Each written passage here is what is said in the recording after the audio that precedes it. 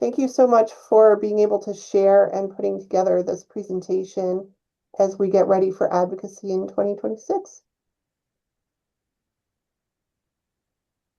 Great. Um, Sarah, I can't advance the slides, right? Okay, great. No, just I let me think we know can when you need skip to this one advance. too. Um, I'm the executive director of New Hampshire Hunger Solutions. For anybody that doesn't know me, we're an advocacy nonprofit that advocates to end food insecurity, improve equitable access to nutritious food, and address hunger's root causes for all New Hampshire. Um, Next slide, please. So I just thought we'd start with a little bit of a reminder about why SNAP is so important. So some facts about SNAP in the state. SNAP is our first line of defense against hunger in this country. Over 76,000 people in New Hampshire depend on SNAP to feed their families. Um, SNAP supports our state economy. Um, it brought in 154 million federal dollars to New Hampshire. And I think I have another part of the slide that shows the multiplier effect when SNAP dollars are spent in local economies. And then it's just important to note that while it's incredibly helpful to people, it only amounts to $5.49 per person per day in New Hampshire. So imagine if you had to live on $5.49 a day. Next slide, please. And here's just I tried to fix this slide. Okay, so I'll put the handout that this goes with in the chat in a minute, but it's 3,552 veterans, 39% of SNAP households are older adults, 54% of SNAP households have children, and 45% of SNAP households have a person with a disability. So sorry that got messed up, but we'll put the handout in the chat in a few minutes. Um, and it's just also important to note there's a lot of stuff flying around about who's on SNAP and whether they are working. And it's what's true in New Hampshire is that most, and in most other states, is that most people on SNAP who can work are working. If they're not working, they're typically living with a disability, or they're people with young children, or they're caring for someone else, or they are themselves children, or they are adults over 65. So 77% of SNAP households included someone who was working in New Hampshire. And this is what I was referring to earlier. SNAP stimulates the economy and creates jobs. Every dollar spent on SNAP during economic downturns has $1.50 in economic stimulus. So that means that it has a really powerful ripple effect. It supports the grocers and their employees and the farmers they buy from, and the other supply chain. And SNAP supports local businesses. There are over 1,000 retailers in New Hampshire who accept SNAP benefits and get a considerable amount of revenue from those benefits. And then just the last bullet is about farmers in particular, $73 million in 2023. Next slide. So it's also important to note that in July, the federal reconciliation bill significantly weakened SNAP, and that there will be considerably difficult effects on people who receive SNAP, and also again on the supply chain, and there are other ripple effects. Next slide. So there were two kinds of changes. There were program eligibility changes and structural funding changes. Next slide. I think people, we've covered this before, but I'll just touch on it briefly. Most legal immigrants are now barred from SNAP. That's refugees, asylees, people that we welcomed to this country are now not able to get food aid.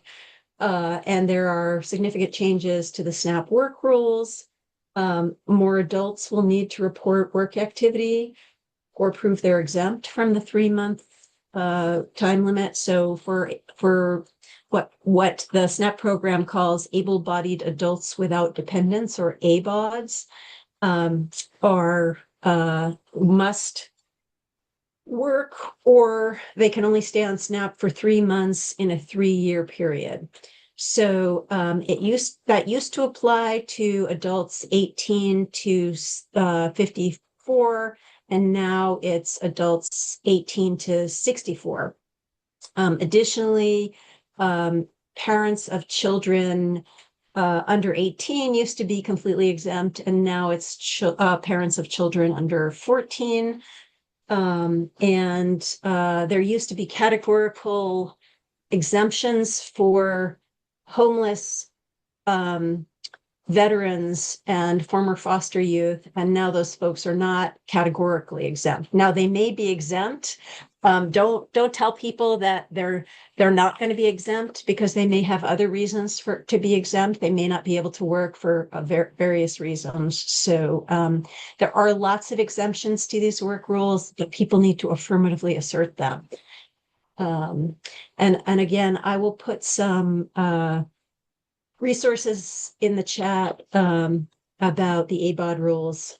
And it's just also important to note that the changing the work rules, there's lots of evidence that shows it doesn't actually help people to work more. It just creates a ton of red tape, a ton of reporting that's really hard for people to meet. And it was, really intended to throw people off the program. And so we worry about that. And we hope to work with the Department of Health and Human Services to make sure that everybody who's subject to these rules understands how to meet them. Laura, we have a question in the chat. I wonder if you can talk a little bit more about the volunteer requirements. Sure. So the volunteer requirements and the work requirements are the same number of hours. It's 20 hours a week or 80 hours a month. And the state requires folks to provide a signed number of hours from the volunteer agency. So great. Let's see. Do we know how many people have been dropped from SNAP since this law came into place? No, I know. So for legal immigrants, I understand at the time that the law was passed, there were about 280 folks who were non-citizens on the program. And so those folks will no longer be eligible. But just to be clear, not everybody has dropped off the program yet. These are all implemented as people recertify. So it will sort of be a rolling effect. So people have to be assessed at their next recertification before they can be terminated from the program. And there are also changes to utility costs. It used to be for certain folks that they were automatically given the highest utility allotment, and now they're going to have to sort of newly assert their heating and cooling costs in order to be able to get a deduction. So it's just lots of stuff that makes it much harder for folks on SNAP. It makes them potentially get fewer benefits and much more administrative work for both them and for the state. Next slide, please. This slide also has some formatting issues, but I think people can still see in the category of structural funding changes, there are big cost shifts from the federal government to the states. So starting on October 1st of next year, 2026, the administrative cost will increase for the state to run the SNAP program. So it used to be that the states and the federal government split the administrative cost 50-50, and now the state all the states will have to come up with 75% of the administrative costs. So in New Hampshire, that is an additional $5.75 million. And we will, you'll see this on a future screen, but we will be advocating to make sure the state can come up with those dollars. We need SNAP in New Hampshire. The shutdown more than emphasized that we need SNAP in New Hampshire. So, and then on October 27th, some of the actual cost of benefits may shift to the state. It used to be that benefits were 100% federal. Sorry, October 1st of 27, is what I meant to say. And it will depend on the state's error rate. Error rates have nothing to do with fraud. There's almost no fraud in the SNAP program. But it has to do with whether the state or the person receiving the benefits makes a mistake that causes them to be overpaid or underpaid. And right now, our error rate is above the threshold for a penalty. With all the changes that are being imposed, I think it would be really hard for the state to get under the 6% error rate. Which means there will be a cost shift. And New Hampshire Hunger Solutions and all of our partners will be doing everything we can to help the state keep down the error rate so that we will not have to bear the burden of benefits. Next slide, please.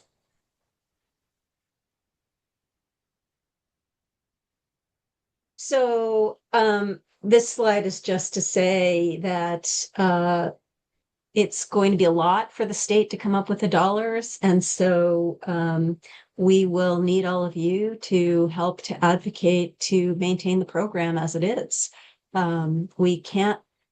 People cannot afford not to be on SNAP. And the state's health, both actual physical health and economic health, rely on a strong SNAP program. Next slide, please.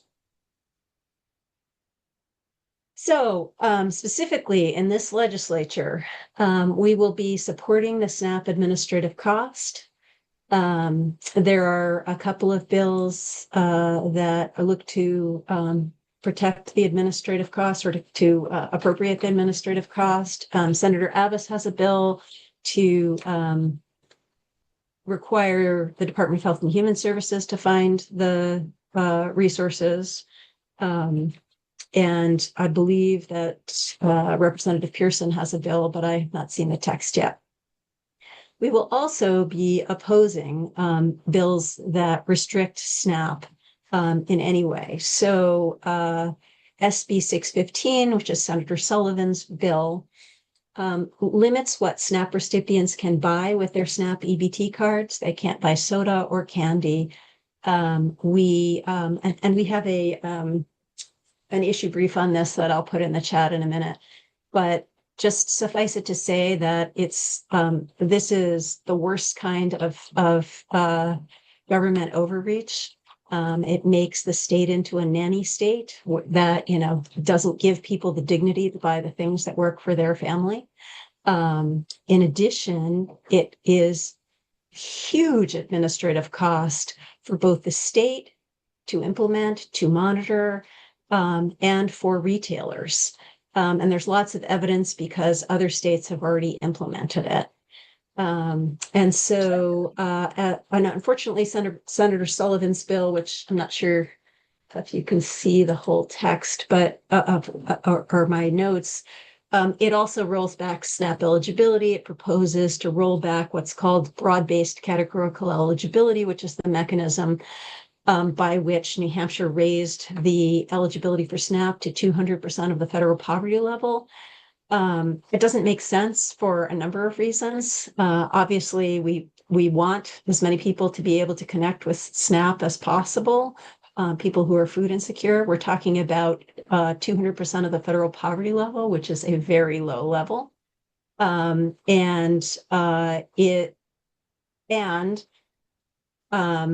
Getting rid of broad-based categorical eligibility is much more work for the state. It's much more administrative burden. So we will be advocating strongly against this bill. Next slide, please.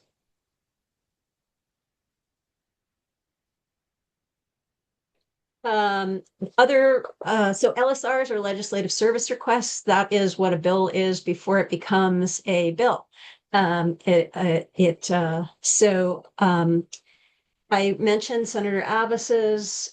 These are bills. The ones that we support are ones that I've seen the language for. They're still LSRs. They don't have a bill number yet. The first Senator Abbas's is the administrative cost for SNAP. The second one is Senator Fenton and Senator Lang's bill to raise eligibility for free meals to 200% of the federal poverty levels to match SNAP. Currently, free meals are at 185. I'm sorry. Reduced meals are at 185% of the federal poverty level, and free meals are at 130% of the federal poverty level. So this would raise those thresholds. The other two bills that we're watching are Representative Pearson's, which I think has to do with the SNAP administrative costs. That's what he's indicated to us, but I have not seen the text yet. And Representative Kofalt's bill, which I am worried will not be protective of SNAP recipients, that it will impose restrictive burdens. So those are the bills we're watching. Next slide. So it will be really, really important for us to be able to tell the story of why SNAP is so important in this state. And maybe some of you in your breakout rooms talked about this, talked about what happened when SNAP was not available. Those of you who work in the charitable food system, I'm sure were entirely overwhelmed. And that's a story we need to tell. And those of you who work in schools may have seen families who were panicking about how they could feed people. So it's really, really important for all of you to share your story with us if you can. On our website, and I'll put that in the chat as well. Or Sarah, maybe you can do it. You can share your story there. We have a form set up, but you can also just email me. You can also call me and tell me the story, and also let me know if you'd be willing to come and testify. It's just so important. So we're looking for people who receive the benefits. We're looking for charitable food providers who can talk about, what happens when SNAP's not available. We're talking about food retailers, and then all kinds of caregivers, educators, doctors, etc. So thank you for sharing your story. Oh, thank you, Amy. That's super helpful. Next slide.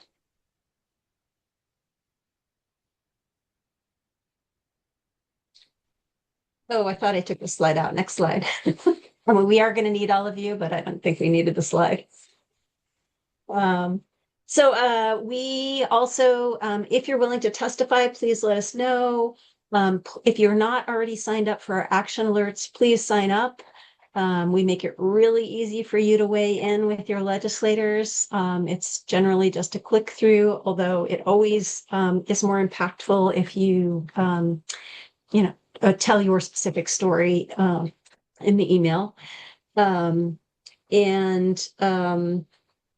If you have never been to a hearing and don't know how to testify, we'd be happy to work with you. If you've never called your legislator, also be happy to work with you. It is incredibly impactful to call legislators, even though we have a zillion of them in New Hampshire. And that means you have a ton of access. And when they get a call from their own constituent, it makes a huge difference, much more than just an email.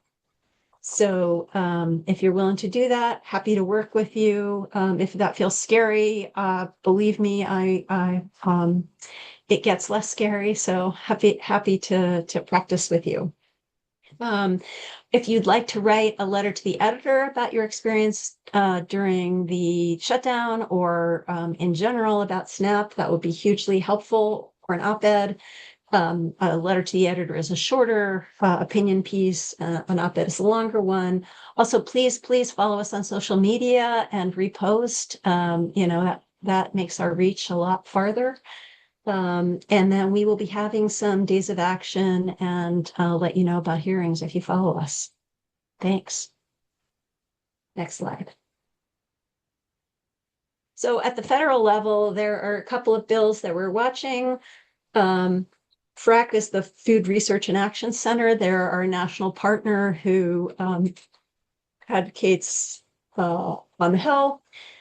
And one of the bills that they are strongly supporting is the Restoring Food Security for American Families and Farmers Act of 2025, which repeals the SNAP cuts that happened in July.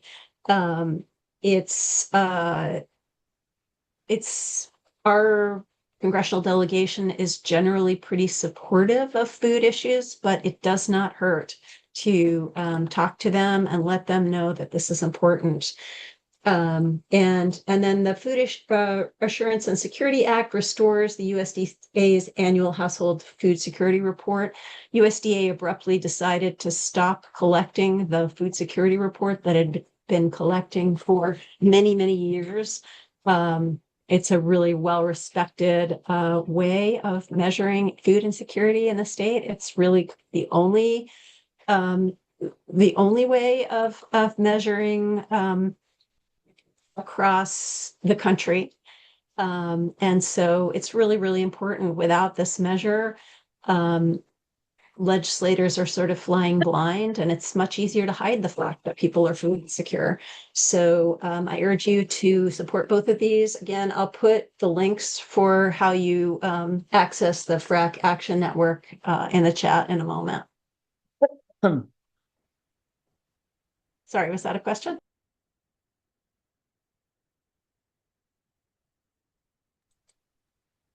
No, Oh, so somehow. Okay. so I was thinking that you can wrap it up, and then I was thinking I'd come off of screen share so we could have a little bit of time. There are a couple of questions in the chat. And so did you want to wrap up, say anything else, Laura, before I stop sharing the screen? No, I'm just concentrating on getting things into the chat. Okay, well, I want to give an opportunity, and I'll start by looking at the chat and going back. We had a couple of questions that came up from Sam Burgess asking if someone who benefits from both Medicaid and SNAP, if they're complying with Medicaid work requirements, does their compliance automatically register for both programs? Do we know? So the Medicaid, Yeah, go ahead. Just the other question, do we know if work requirement exemptions will carry over between programs? What we hope is that, and what DHHS has said is that they will try to make the data sharing between the programs as easy as possible for people. They may have slightly different requirements. The Medicaid work requirements don't go into effect until January of 27. So we're still waiting to see how it will all work. But I think the short answer to your question is we hope so. We hope that there will be sharing between the two programs. They're both in the same department basically in Health and Human Services, at least data system wise. And so we're hopeful that there will be sharing between, but more details as that emerges. Thank you. And one more from the chat from Tori Jennison. Do we have any state data about what people are purchasing with SNAP benefits? I don't know. Sorry, I didn't hear the beginning. Say that again. Do we have any state data? And this might not be you, Laura, maybe somebody else on the call, but do we have any state data about what items people are purchasing with SNAP benefits? What items people are purchasing? Mm-hmm. Yeah, there is some data. I don't have it. I mean, I think that what's important to remember is that SNAP works because it gives people the autonomy to buy the things that work for their families. So I think that, sort of micromanaging what people buy, there's no evidence that shows that it improves health. What does improve health is SNAP incentives, things like Granite State Market Match and Double Up Food Bucks, which give SNAP recipients more dollars if they purchase fresh fruits and vegetables. So that there is good evidence on those. So if we want to improve health outcomes, really the best ways to do it are to encourage SNAP incentives and frankly, to give people more money because healthy food is expensive. Laura, it's Tori. I'm sorry, I may not have phrased my question clearly. I'm not suggesting we micromanage anything. I'm looking at data to present around cost and benefit. That, my understanding based on the older data that I've seen is that the amount of what folks might consider junk food is so absolutely minimal that it is absolutely not worth the cost of any additional administrative oversight. So I'm not suggesting Oh, that yes. we get into that conversation about what folks are buying to tell them they can or can't. I'm coming at it from a policy perspective, especially when we're talking to legislators in a really resource scarce environment, that we speak to the efficiency of the program and how it does have an impact on positive health outcomes with very little daylight in the risk there. So I Yes, think it would be absolutely. helpful You're data because 100%. I think people are Yeah. looking for it, because I think it can combat misinformation that, folks buy lobster steak and candy, which we know isn't true. But telling folks that we know it isn't true is different from showing them that it isn't true. Yeah. So Laura, I've put a info brief protecting SNAP choice in the chat, which talks about both the administrative cost and talks about the fact that the evidence shows that folks on SNAP don't spend differently than folks at similar income levels not on SNAP, which indicates that the problem isn't the SNAP program. The problem is lack of money to purchase healthy food. Um, so I'm not sure if those two data points were what you were looking for, but if you have thoughts about other data points, then yeah, feel free to email me and we can chat. Laura, if I could add onto this briefly, not necessarily specific to SNAP, but the food bank this year, one of the projects we did was listening sessions with partner agencies.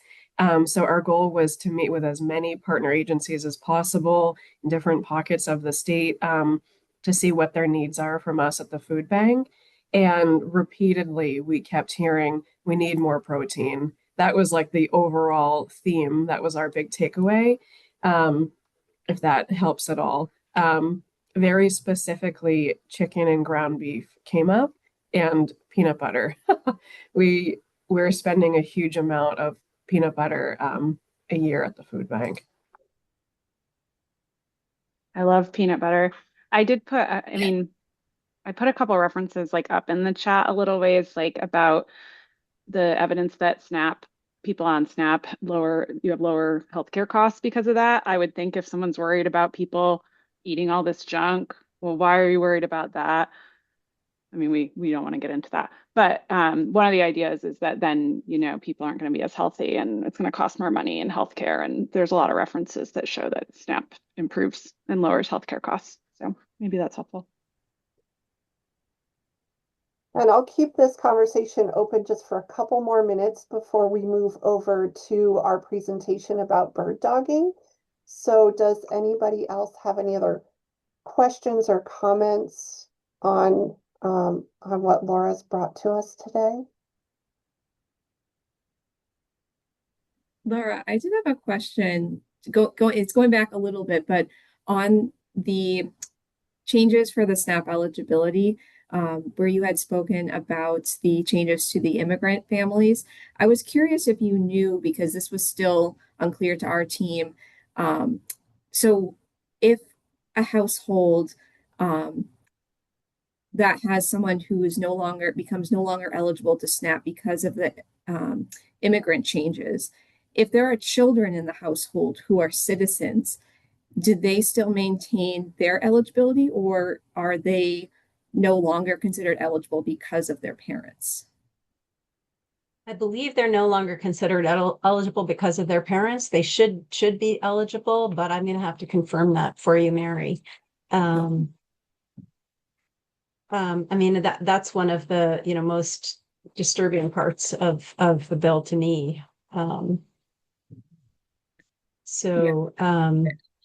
Yeah, but I will get back to you. Put it in the chat if I find a definitive answer before the end of the meeting. Just, Joanne, one other comment on the need for that hunger report. Some of the pushback you'll hear is the data is available elsewhere, but in reality, it's not, and it's presented in that annual report in a very digestible manner. So maybe technically some of the data is available, but not all the data. So the Right to Food group that I'm a part of, we did a small piece on this. So, and I put that in the chat just to add more ammunition when you hear, oh, but this data is available. It's really not. So thanks for this great presentation, Laura. Thank you. Thank you, Laura, and thank you for the great conversation around it. I think we're gearing up and developing the clarity to tackle these issues in 2026. And I'm going to go back to sharing my screen as I invite Megan Brayback from Save the Children Network. One of the tools in the Advocates Toolkit is bird dogging. So if nobody's engaged in bird dogging before, Megan's here to tell us about what that's all about. So give me a moment to share my screen and move forward. Over to you, Megan. All right. Thanks, Sarah. Yeah, I'm Megan Brayback. I am the state manager for Save the Children Action Network. For those of you who don't know me or don't know us, we do political advocacy around ending child hunger, as well as expanding access to quality, affordable childcare. We work at the state and federal levels. If you want to go ahead to the next slide. Thanks. I'm sorry to have to do that. So this is just a really brief just overview of like, who am I? What do I know? Save the Children Action Network. Again, we've been working for over 10 years now in this advocacy space. We are the political arm of the international NGO Save the Children. So you might be more familiar with their humanitarian work. But we've been doing the political side of it for over 10 years. And this is our theory of change over here on the side. Where grassroots advocacy is really our focus. So we campaign for policy change, we recruit and train volunteers, and then we're also a C4 organization. So we engage and elect lawmakers. And what I'm going to be talking about is all C3 allowable work. So meaning it is not about endorsing a candidate. It's not party specific. This is all stuff that is falls under the realm of what you can do, that anyone is allowed to do as far as engaging with candidates for office. If you want to go ahead to the next slide, Sarah. Thank you. So bird dogging. What is bird dogging? This definition, I don't think this is really a definition, but it's a tactic that grassroots advocates use to get candidates as well as elected officials. You can also do it with, I'm going to talk about it more from the election side, but you could do it with folks who are already in office, to get them on the record about important issues. Sometimes when people hear about bird dogging, they feel it can sound like it's a little aggressive. And certainly some organizations come at it from more of a, gotcha moment. We're trying to get you on camera saying something. That is really not how SCAN approaches it, and so it's not the way that I'm going to train you to approach it. It's really about finding out, where does this candidate stand on this issue? What are their plans, and getting them on the record so that if they are elected, we're able to hold them accountable and say, on the campaign trail, you said you were going to do XYZ. We've got you on film saying that you're going to do XYZ. We're excited to partner with you to help you achieve that goal, right? So again, it's more of that positive. We're not trying to like spook anyone or make anyone look bad in particular. If they make themselves look bad, that's their own that's their own cross to bear. But so the first thing is identifying like who are you even targeting? What are you working on? So you might be SCAN mostly does bird dogging at with federal level candidates. So right now I'm kind of keeping track of folks who are running for Senate and for US Congress. But again, you could, if there's a state level issue that you're really more so working on, identifying who are the targets. Maybe it's a little bit about who's your community. If you're just doing it in your own community, someone who's running for office in your town, or you live in their district, that helps you narrow down your targets. If you're trying to target every single person who's running for the New Hampshire House, right, that's potentially 800 people. Very hard to track down. Oh, are they? And then they don't campaign in the same way that federal candidates campaign, right? So they might not have a big website of events that they're attending and things. So figuring out, what is your capacity? And I will share a resource later for how to track down the people. But first of all, it's just figuring out who are we targeting. Next slide. All right. Oh, here we go. How to find events. So finding the events can be a little bit tricky. I will acknowledge that. A lot of candidates don't necessarily keep it like on their website. Like these are all my campaign events. Some of them do. Sometimes a third party might be hosting them. They're going to be speaking at the New London Democrats monthly meeting, or they're attending the Salem holiday parade, so you might be able to find like those things. I am going to put a link in the chat because I actually send out an email newsletter once a week. Please, if anyone tries that and it doesn't work, let me know. This is just a MailChimp form, so it's going to look very unofficial. It's literally just an empty form in MailChimp. But this is just to my personal newsletter. It's not the whole Save the Children email list even. But once a week, I send out an email with all of my work that's going on, any events I'm hosting, but it has a section on bird dogging opportunities that says, over the next week, these are the events I've been able to track down that are coming up. If any of you see any, please send them to me. But that can be the hardest part of this whole process is figuring out, how do I know where they're even going to be? So I take a little bit of the guesswork out of that for you, but you can also look, two things that I think are really useful. If you go into Facebook and you type the name of the candidate, so say, I don't know, Stephanie Shaheen, right? And then you don't click on her profile, but you kind of scroll over, you can click events, and it will search all events that contain her name. So that's where you might be able to find, okay, such and such folks are hosting her to do a meet and greet. She might not have posted it herself, but someone else might have posted it. The one that I'm missing, I'm not on Truth Social, but it is kind of tricky to track down. I found Republican candidates are sometimes a little harder to find. Democratic candidates tend to use this website called Mobilize. So if you are looking for a Democratic candidate, Mobilize is a great, if you just go to like Google Mobilize events, and then I just search their names and you can really easily find them. But Republicans don't use that website and they don't have their own equivalent. Sometimes you can find things on Act Red, but that is more of a fundraising platform. So if anyone does have an account on Truth Social and ever wants to help me search for people, that would be really helpful. Because I've heard that they might be posting them on there, but I don't know if y'all are stretched too thin with social media like I am, but I'm like, I can't sign up for another thing. Okay, so that's finding them is half the battle. Okay, let's skip ahead to the next slide. Planning before you arrive. I always recommend going in pairs because things are more fun in pairs and also less intimidating in pairs. So bring someone with you and decide, who's going to do what. Ideally, you want to have like one person asking the question and another person trying to get a video of the interaction, or at very minimum a photo.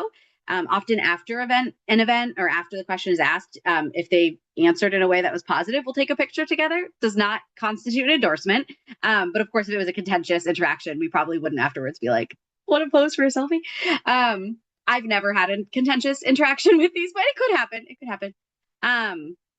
So figuring out who's going to do what, and then practicing your question in advance. And I'm going to go over some sample questions in a second, but figuring out what do I want to ask so that you're not like stumbling over your words when you get called on. Oh, and also we always ask SCAN volunteers to wear SCAN t-shirts. If anyone ever wants one for something like this, maybe you feel like you can't wear your organization's t-shirt, I'm happy to mail them to people. Or come with you and bring one. But also, you might work for an organization and you want to represent that. Feel like, wear whatever makes sense for you is what I'm saying. Next slide, please. Okay, so here's a couple questions that we've been asking of federal candidates. And it sounds like they send the slides out after this. So if anyone wants to, they're in the slides here. So I'm not going to read them out loud right now because I know we're short on time. But their questions, the first one is really about how are you going to protect and strengthen SNAP? The second one is a little bit more broad. How are you going to make a nutritious food accessible for children and families? So thinking about your candidate, if they've already talked a lot about SNAP, maybe you don't need to get them on the record on that. Maybe you do. And again, you might make this is just what SCAN uses. You might come up with a different question. And we've talked within the FAC policy advocacy team about maybe coming up with a guide of some potential state and federal questions that are relevant to this group. So keep an eye out if we decide to do that. Next slide. Sorry, I'm talking so fast. I just don't want people to be stuck at the end of the meeting.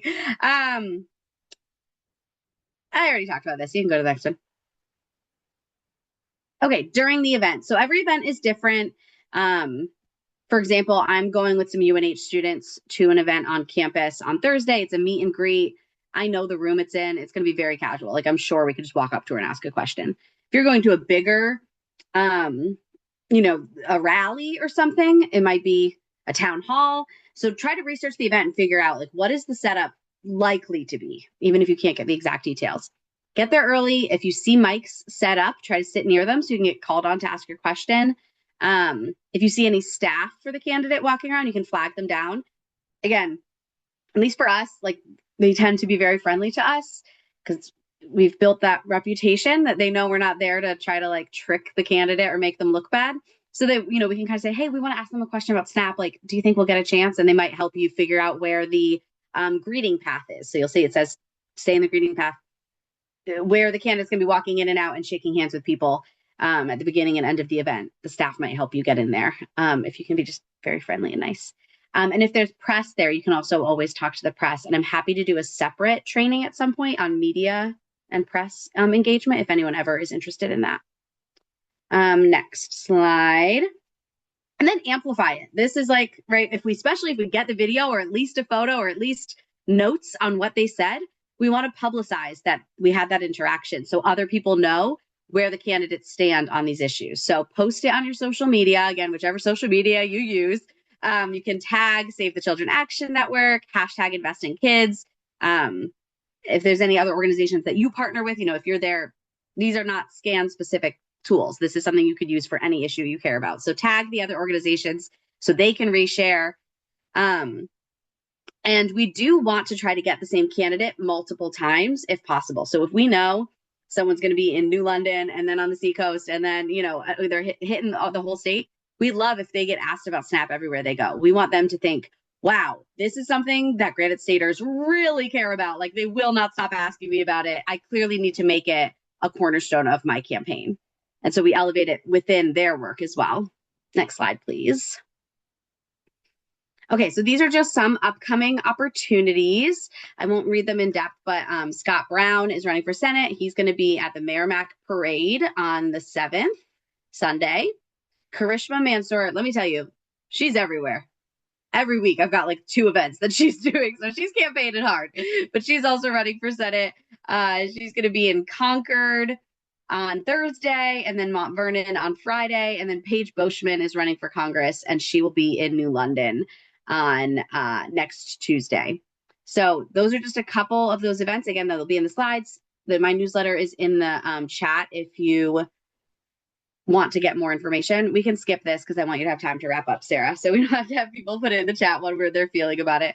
This was a very brief training, but if anyone ever wants to dive in deeper, I will put my email in the chat as well. And I'd be happy to bring a deeper training to any groups or however I can help. Megan, thank you so much. If you do have a word and you want to drop it in the chat, no, feel free to go ahead and do that. And yeah, we just have a couple of moments to wrap up. We'll try and we won't do questions. We'll try and wrap up really quick for today and staying on time. But yes, oh, we haven't updated our slide here. This is today, but our next meeting, I'll just say it, is scheduled for January 28th at 10 a.m. So that is, we have a little bit of time. We have the holidays between now and then. Please do join our mailing list if you're not already on it, not already getting the emails. And if you have any questions for us, this is our backbone team for this meeting.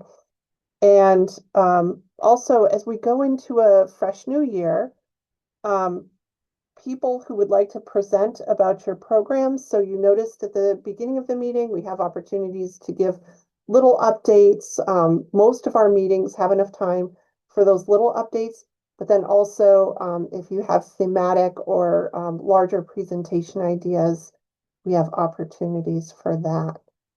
All right, so I'm going to stop sharing and any